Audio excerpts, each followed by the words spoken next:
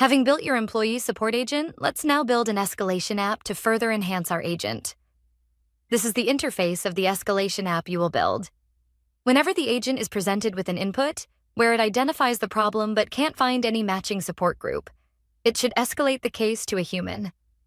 The human supervisor takes appropriate action, like selecting a support group which will be passed on to the agent so that it can create the appropriate ticket, or they can return a message in case the request is unclear, which the agent will incorporate in its response to the employee. Let's go ahead and build this escalation app. To do this, navigate to the Solution Explorer in Studio Web and add an app to your existing solution. Let's name it Employee Support Agent Escalation App. Select the blank page template. This is the canvas where you'll define the layout of your application elements like drop-downs, buttons, text boxes. Once this is created, you need to link this app to UiPath Action Center. By doing so, you'll transform this into an action app that, when called, will be displayed inside Action Center. To accomplish this, right-click on your escalation app and select Action. You can generate the action schema using Autopilot also, but we'll skip that. As for this demonstration, we'll define it ourselves. We will set up the functionalities of our action app in the Action Schema page. Starting with outcomes. These are decisions available to users for managing escalations or tasks in a workflow. For example, approve or reject. As per the requirement, the human supervisor can respond with two potential outcomes, either a relevant support group or ask for more clarification in case of unclear request. So, add support group and unclear request as outcomes. You can delete the default submit option. Next, set up the input properties. The first one is the username, and the second property is user message. Both these data fields are of type text. Add relevant description to both, like the name of the user and request of the user. Under output properties, you define the data provided by the human supervisor upon task completion. These properties are mapped to a decision rule, which in our case is support group or unclear request.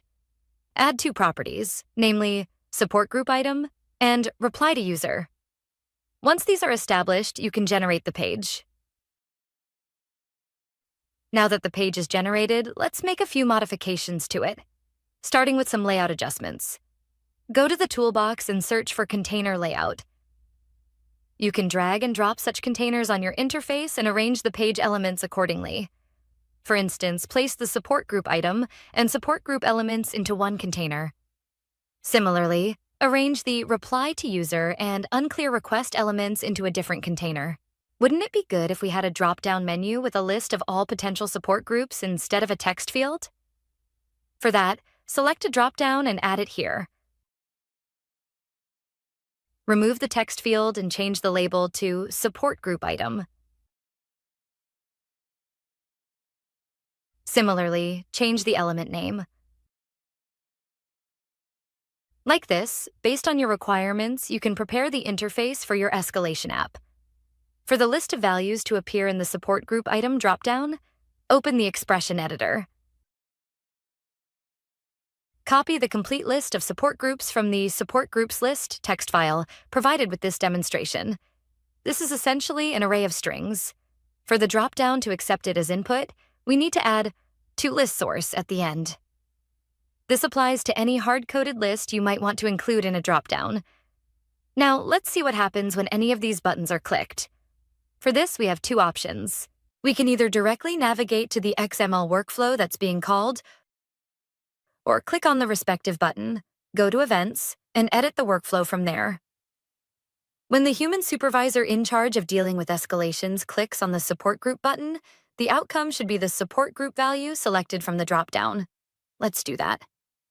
Click on Add Properties Override. In the output field, select only the support group item field. The value for this will be selected item, chosen from the support group dropdown on the page. This means that the support group item output field will contain only the currently selected item from the dropdown. This is how you can link the dropdown list directly to the outcome. Similarly, for the unclear request outcome, ensure that only the reply to user output property is selected. This will extract the value from the text field. With everything set, return to your support agent and add this escalation. Click on Add Escalation and select your escalation support app. For the recipient, mention the details of the human supervisor in charge of handling such escalations. Review the potential outcomes along with their behaviors. This informs the agent that for any of these human supervisors' provided outcomes, we want the execution to continue, and it should further respond to the end user. In some scenarios, you might want certain outcomes to end the execution, leaving nothing further for the agent to do. For those cases, you can select End. Here, you created the escalation app within your Studio web project.